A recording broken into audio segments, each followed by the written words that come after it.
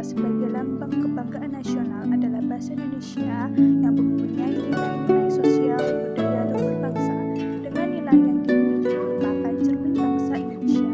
Untuk itu, kita sebagai warga negara Indonesia harus bangga, menjunjung tinggi dan mempertahankan nilai-nilai yang terkandung di dalamnya, serta mengamalkan sesuai dengan visi, nilai sosial dan budaya luhur bangsa. Sebagai wujud rasa bangsa terhadap bahasa Indonesia, kita harus menggunakan bahasa Indonesia setiap hari, terutama di lingkungan sekolah, dan tanpa ada rasa rendah diri dan acuh tak acuh. Untuk itu, sebagai warga negara Indonesia yang baik, kita harus menjaga bahasa sesuai dengan isi sumpah pemuda tersebut di atas. Fungsi yang kedua, bahasa Indonesia sebagai lambang identitas nasional.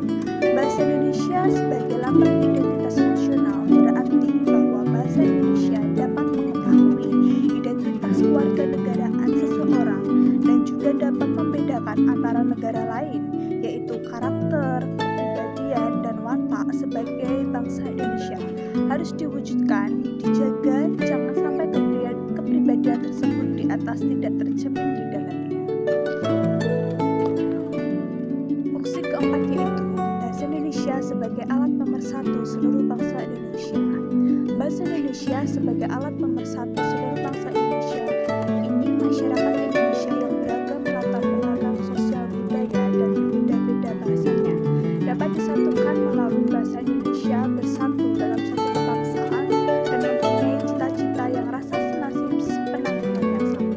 Dengan bahasa Indonesia, bangsa ini dapat merasa harmonis dan serasi karena di antara kita tak lagi merasa ada persaingan dan tidak merasa lagi dijajah oleh masyarakat suku lain. Identitas suku dan nilai sosial budaya daerah masih dapat kita lihat, masih tercermin di dalam bahasa daerah masing-masing yang masih kental budaya dan antar daerah.